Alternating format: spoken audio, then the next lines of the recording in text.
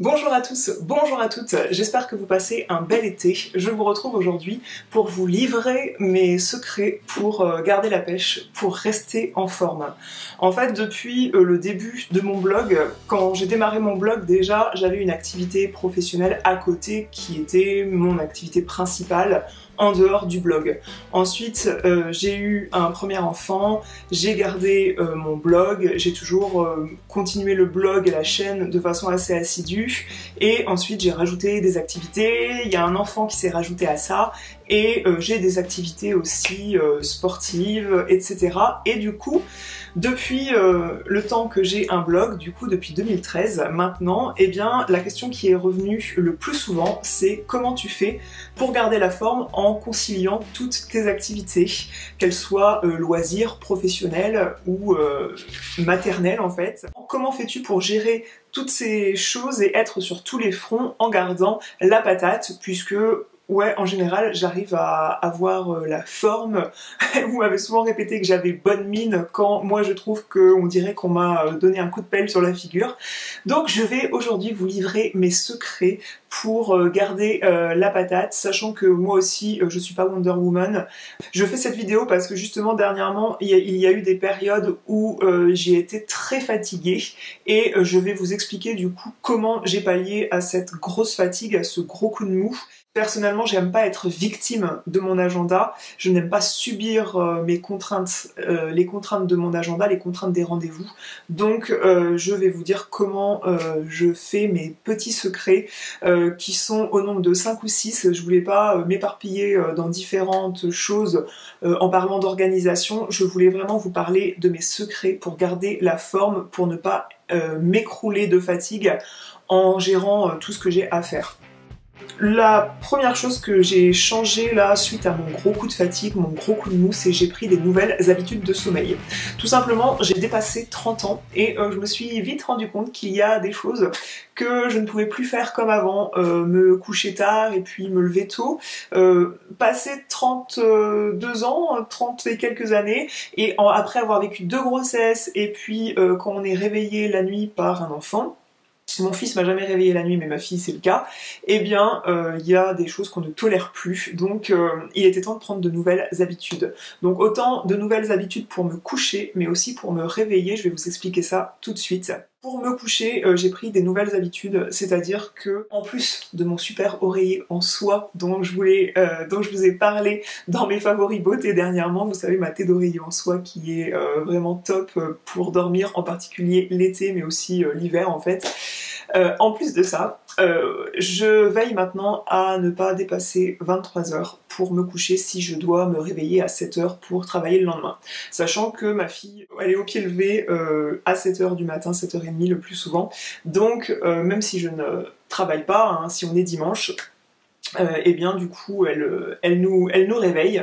Pour mieux dormir, je crois à fond maintenant que les heures de sommeil avant minuit comptent double, voire triple. J'essaye de me coucher à 23h, voire grand max 23h15. Et pour ça, j'ai mis une alarme sur ma Fitbit qui me dit un quart d'heure avant d'aller me coucher tout simplement, et de me faire penser du coup à aller me brosser les dents, me démaquiller, etc. Enfin moi je me démaquille bien plus tôt, mais j'ai mis cette alarme sur ma Fitbit qui me dit d'aller me coucher. Donc ça m'aide à me mettre une petite alarme pour penser à aller dormir et couper tous les écrans.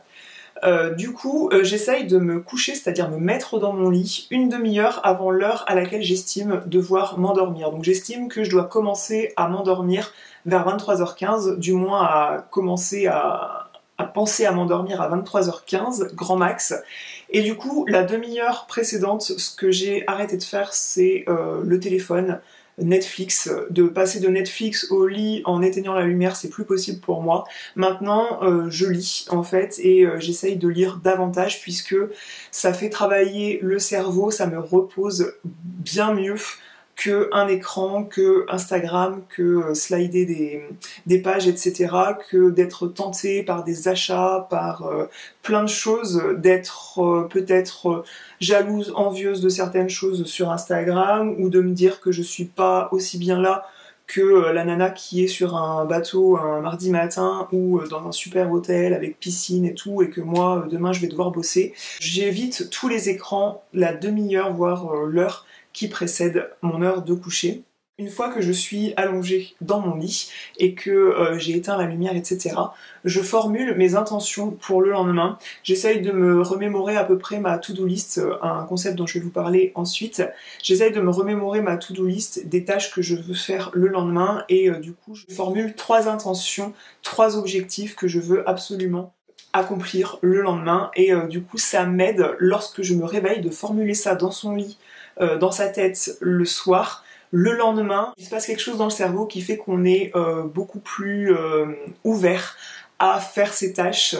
Si c'est d'aller courir le matin, à peine levé le matin à jeun, si je le formule bien le soir dans mon lit, je serai beaucoup plus prête le matin dans ma tête à le faire. Pour ce qui est de mieux me réveiller, dernièrement j'avais eu un partenariat avec Maison Berger pour ce réveil qui est un diffuseur également, un diffuseur d'huile essentielle, tout ça. C'est quelque chose qui me réveille bien plus en douceur qu'auparavant, la sonnerie de mon téléphone.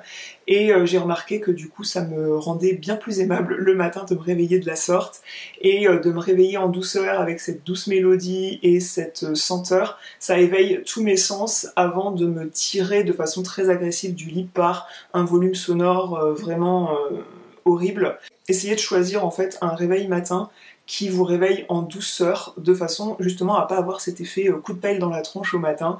Je vous assure que ça, moi, ça a vraiment changé la donne en termes de bonne humeur pour les heures qui suivent le réveil du matin. Pour tous les soirs où je prends du malus et que je n'arrive pas à me coucher à l'heure que je cible, eh bien à peu près tous les 10 jours, je fais ce que j'appelle une nuit de secours. Et ma nuit de secours, tout simplement, je me couche à 22h. Faut pas m'embêter, même si on a une fille qui en ce moment est difficile à coucher, parfois elle est difficile à l'endormissement, et bien moi je m'en fous, il faut au moins un soir tous les 10 jours où monsieur gère absolument seul et que moi à 22h je suis au lit, déjà en train de m'endormir, c'est-à-dire 9h30 je suis en train de lire un bouquin dans mon lit et à 10h le soir je coupe la lumière et je dors jusqu'à le réveil matin qui sonnera et qui diffusera son odeur pour me réveiller. Et du coup ça me permet de vachement récupérer, en fait ça fait comme une cure de sommeil et je récupère bien en faisant ça à peu près une fois tous les 10 jours. Une habitude que j'ai prise pour mieux me réveiller et un secret que je vais vous partager, je vous recommande de le faire, c'est de mettre en place une routine d'étirement membre par membre avant de se lever. Je pense que je publierai un réel ce soir sur Instagram quand vous verrez cette vidéo, mais ça vous montrera pas toute la routine d'étirement, mais moi je me suis prévu des étirements pour un petit peu déverrouiller certaines zones qui sont un petit peu verrouillées le matin. Je pense par exemple à ce phénomène moi de jambes lourdes que j'ai en particulier en été, où je vais avoir mon système véno-lymphatique qui est encore moins au top de sa forme que d'habitude. Et du coup je tourne mes chevilles plusieurs fois dans le sens des aiguilles d'une montre et dans le sens inverse. Je m'étire, je fais craquer ma nuque et tout, bref, ça m'aide vraiment à sortir de mon lit de meilleure humeur sans avoir l'impression d'avoir un corps qui a 75 ans. Je vous recommande vraiment d'observer un peu, de vous centrer sur vous et de voir quelle partie de votre corps a besoin de tout ça. Moi, ça m'aide vraiment à me lever le matin.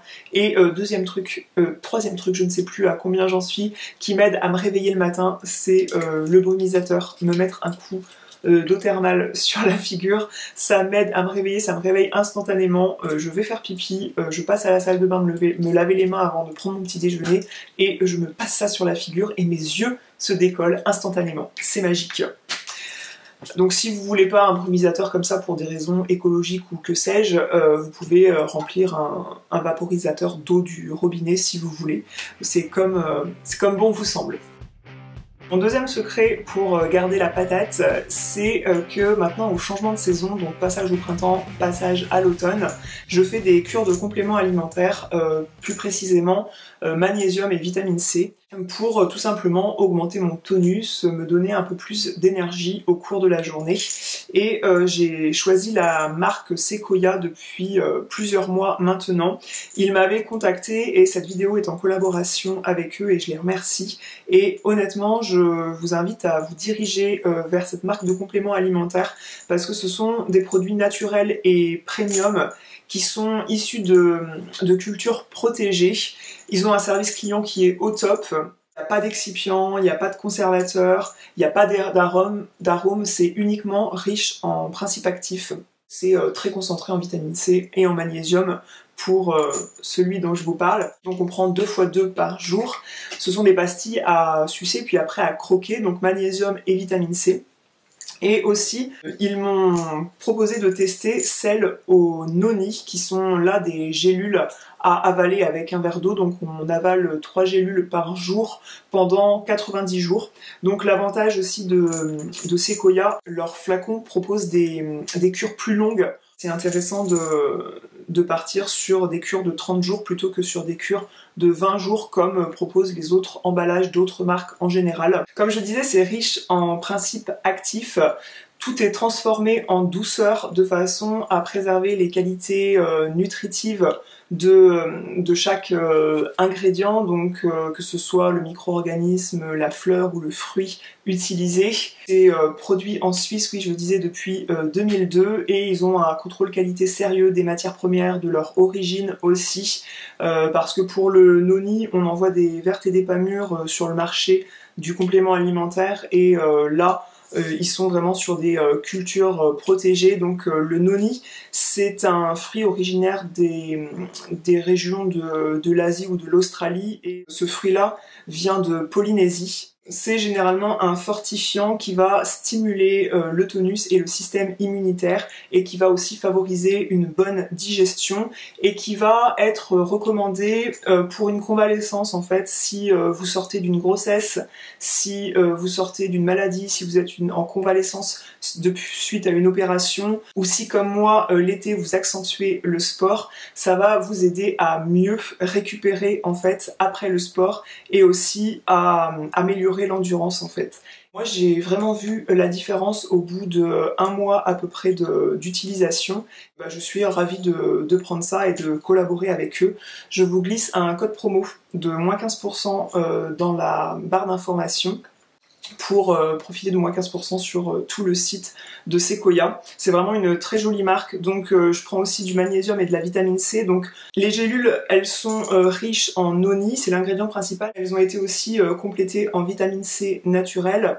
Donc on sait que la vitamine C, ça permet de favoriser les défenses immunitaires et aussi ça permet de favoriser une meilleure absorption du fer qui va contribuer à une réduction de la fatigue, donc c'est toujours bon à prendre. Celle-ci, ça contient du magnésium et de la vitamine C mais aussi de la vitamine B6 naturelle, donc on sait que le magnésium ça intervient dans beaucoup de réactions biologiques des activités cellulaires du corps en fait, notamment pour les contractions et le relâchement musculaire. Le magnésium, il est utile au système nerveux lors des contractions et du relâchement musculaire. Donc quand on fait du sport, faut absolument pas manquer de magnésium. Ma transition est toute trouvée. La troisième chose qui m'a aidé à regagner en forme, puisque j'ai gagné en force, j'ai gagné en tonus, c'est de pratiquer une activité sportive régulière. Ça commence par 30 minutes de marche par jour, suivi par, encore une fois, ma montre connectée. Donc là c'est une Fitbit, mais vous pouvez prendre n'importe quelle montre connectée qui va vous indiquer le nombre de pas que vous faites par jour. Donc moi je vise un objectif de 10 000 pas par jour, le minimum pour moi pour être en forme. Je cours maintenant et j'essaye de pas me relâcher, de pas faire trop de on-off qui ont eu tendance à me fatiguer pendant l'hiver. Le fait de ne pas courir pendant 10 jours et puis ensuite faire 15 km parce que tout d'un coup j'ai du temps pour le faire. Donc j'essaye pas forcément de faire 15 km du coup, de pas faire trop d'efforts soudains et rapides, mais d'y aller en douceur et de faire surtout très régulièrement. Et c'est vraiment ce qui m'aide à lutter contre une prise de poids possible. D'ailleurs, un meilleur sommeil aussi aide à ne pas prendre trop de poids et à avoir une meilleure activité cardiaque, et le sport idem. Et avec une alimentation saine aussi. Du coup, ça m'aide aussi à mieux dormir le soir, puisque si on fait du sport, on accumule une bonne fatigue et pas une fatigue nerveuse, si vous voyez ce que je veux dire. Et pour le coup, on dort mieux le soir. Et j'ai pas de problème quand je fais ma cure de sommeil à me coucher à 9h30, éteindre la lumière à 22h et à m'endormir, pas du tout. Pour ce qui est de la marche, de l'activité aussi, j'essaye d'écouter ma montre. C'est une montre qui prévoit qu'on fasse 250 pages par heure pendant 8 heures de la journée. Et donc, j'essaye de ne pas rester statique devant mon ordinateur pendant toute une heure et de me lever, de faire des choses. Donc moi j'ai un chien, ça aide beaucoup d'avoir un chien à aller promener chaque jour pour ne pas qu'il fasse ses caca dans le jardin ou dans la maison ou je ne sais où. Cet outil, ça peut paraître assez envahissant pour certains, mais moi ça m'a beaucoup aidé pour me maintenir une activité physique quotidienne. Le dernier point dont je voulais vous parler, c'est d'être organisé dans le temps et dans l'espace. Alors moi je suis quelqu'un qui est organisé dans le temps, je vous expliquais que je n'aime pas du tout subir mon agenda, et j'ai ce truc, ce petit secret de prévoir mon agenda, notamment avec les enfants inclus dedans et le programme famille inclus dedans. J'ai cette fâcheuse manie en tout cas, mais c'est quelque chose moi qui m'aide beaucoup à avoir l'esprit libre et à alléger ma charge mentale, parce que c'est vraiment le secret de ce point-là, c'est de veiller à alléger sa charge mentale. J'ai tendance à être organisée dans le temps, mais par contre je suis très désordonnée dans l'espace.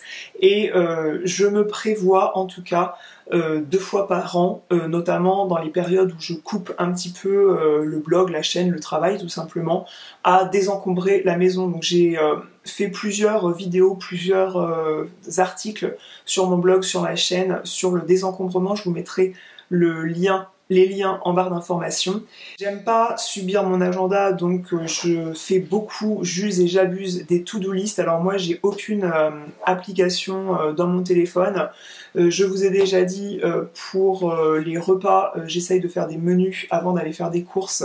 Ça aide beaucoup pour l'organisation et puis gagner du temps et alléger sa charge mentale tout au long de la semaine, même s'il faut laisser de la place aux imprévus, on est d'accord. Mais honnêtement ça aide pour alléger le stress de tout ça. Qu'est-ce qu'on mange ce soir? C'est vraiment la question qui revient beaucoup dans un foyer, donc honnêtement ça repose de pas avoir cette question-là à se poser et de savoir ce qu'il y a dans le frigo et ce qu'on a prévu de faire. Je prévois là pour l'été, j'ai déjà prévu vraiment en amont ce que j'allais leur faire pendant l'été, comment j'allais les occuper, quand ils sont gardés et quand je peux travailler, parce que le fait d'être indépendant et de travailler à la maison, c'est vraiment toute une organisation à avoir pour ne pas se laisser happer par les distractions qui sont dans la maison, par les tâches ménagères qui sont sous notre nez et alors qu'on a du travail à faire. Ne pas se dire aussi je suis à la maison donc je peux garder les enfants et puis finalement le travail se fait pas parce qu'ils ont besoin d'être occupés. Je voulais dire que je prévois dans l'année à chaque fois, c'est de désencombrer la maison. Je fais régulièrement autant des minimalisme game que des rangements par zone. Je compte partager ça avec vous sur Instagram, des photos avant-après, avec le petit gif Tap to Organize, pour que vous voyez le avant-après des zones que je veux ranger dans la maison. Et du coup ça m'aide beaucoup de désencombrer, d'alléger la maison pour faire le ménage, puisque des zones qui sont encombrées, le ménage ne se fait pas bien et ça m'énerve et je deviens vraiment très agacée, très énervante pour tout le monde si le ménage n'est pas bien fait et que je vois que je ne peux pas faire parce qu'il y a trop de choses dans la maison. Donc prévoir ces désencombrements, moi ça m'aide beaucoup à me sentir mieux, à diminuer mon stress et du coup à être plus en forme et plus à même de réaliser tout ce que j'ai à faire. Et si toutefois vous n'arrivez pas à surmonter tout ce que vous avez à faire, peut-être qu'il faut lâcher prise et aussi avoir affaire aux solutions de secours. Honnêtement, ça tue un petit peu la confiance en soi parfois d'avoir une mine de déterré le matin. Donc faisons appel au maquillage.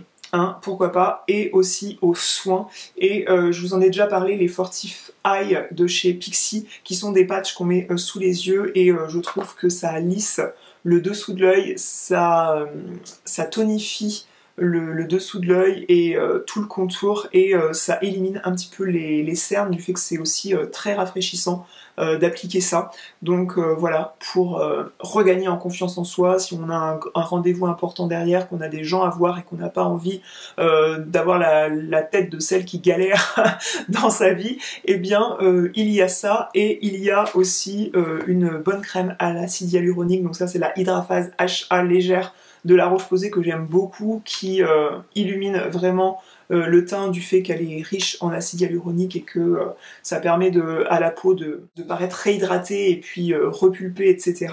Et après, bah, une bonne routine maquillage, quoi, un petit coup de correcteur, un petit coup de mascara, un blush corail pour effet bonne mine, et puis hop, ni vu ni connu, je t'embrouille, on a l'air toute pimpante. Est-ce que vous voyez là que ma fille nous a fait dormir 4 heures dans la nuit? Non. Et me dites pas que vous le voyez, hein, soyez sympa. Parce que la magie du maquillage a opéré tout simplement avant de faire cette vidéo. Vous connaissez tous mes secrets, maintenant je vais être obligée de vous éliminer. Non, je déconne. Je vous rejoins dans la zone de commentaires si vous avez des questions. J'espère que cette vidéo aura pu vous inspirer à être en forme, à être de meilleure humeur chaque jour. Ça vous a peut-être semblé bateau, mais c'est pas pour ça que toutes les choses bateau, on les met franchement en place, donc des petites piqûres de rappel parfois, c'est pas mal. Et je vous donne rendez-vous dans la barre d'informations où tout ce que je porte, les produits que j'ai cités, c'est tout linké dans la barre d'informations. Je vous invite à me rejoindre sur Instagram si c'est pas encore fait, ça me ferait très plaisir que vous me suiviez là-bas, parce que j'y passe beaucoup de temps à essayer de faire des jolis clichés, des stories, de communiquer avec vous, d'être proche de vous. Donc ça me ferait très plaisir de vous savoir là-bas. Je vous fais des grosses bises et je vous dis à la prochaine. Salut!